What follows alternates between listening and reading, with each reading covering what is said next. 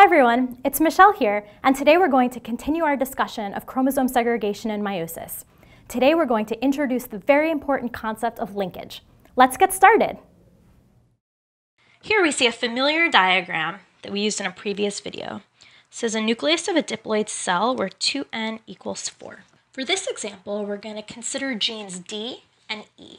As in the previous example, the red chromosomes were inherited from mom, and the blue chromosomes were inherited from dad. And the genotype of this individual is big D, big E, little e. This heterozygote had a mom whose genotype was big D, little e, and a dad whose genotype was little d, big E, like so. So now I'd like you to assume that the D and E loci are both on the large chromosome. In fact, they're on the same arm of the chromosome. Let's say they're on this arm of the large chromosome. Okay, so with paper and pencil or with your computer, recreate this figure for yourself and label the chromosomes with all of the D and E alleles. Pause the video, and then we'll come back and do it together.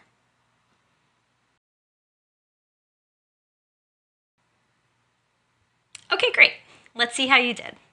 So let's imagine that the D locus is here. You received a big D from mom and a little e from mom, like so. And the same loci for this chromosome is the D allele and the E allele that you got from dad, like so. Great. So now we've placed the D and E alleles on the chromosomes. I'd like you to take a minute and trace these alleles through meiosis. What's the genotype of the gametes that you get? See you in a minute. Okay, great. So remember that the first stage of meiosis is replication. And now I'm going to place the alleles on the homologous chromosomes, and the sister chromatids are the same. So the D and E alleles would look like this. Great. So now we're ready to progress into metaphase 1. Here we go. I'm just going to place the alleles. Remember that I'm actually labeling both sister chromatids. Just for simplicity, I'm only writing one letter. There are two different chromosomes.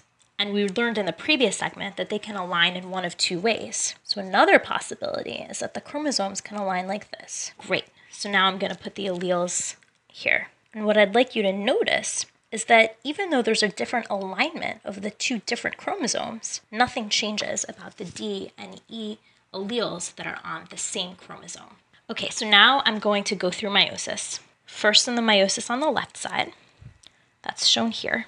Okay, so in meiosis 1, homologous chromosomes split. So the products of meiosis 1 are going to look like this. And then in meiosis 2, sister split, and I'm showing that here. So the products from meiosis, if chromosomes line up this way, are two gametes of genotype big D, little e, and two gametes of genotype little d, big E. So what about the meiosis for the alignment on the right? Let's take a look. Again, homologous chromosomes segregate in meiosis 1, shown here, and sister split in meiosis 2. So what are the genotypes of our gametes for chromosomes in this alignment? Look at this. It's also big D, little e, and little d, big E. So when we're thinking about what gametes a heterozygote could produce if we were just doing a dihybrid cross, we would predict that you can get these 4 possible gametes. But now let's add another layer. Remember that mom's genotype, and I'll put that in red, was this, and dad's genotype in blue was this. So the gametes that mom could produce were only big D, little e, and the gametes that dad could produce were only little d, big E. And what do you notice about the gametes that you did produce? You produced big D, little e half the time, and little d, big E half the time. So the gametes you produced for these genes on the same chromosome are in the same configuration as the two possibilities from your parent. And so that's indicated here in those two combinations. Great work, everyone. So in this segment, we discovered why genes that are on the same chromosome do not behave the way Mendel predicted. In our final segment, we'll talk about one last important concept, recombination. See you then.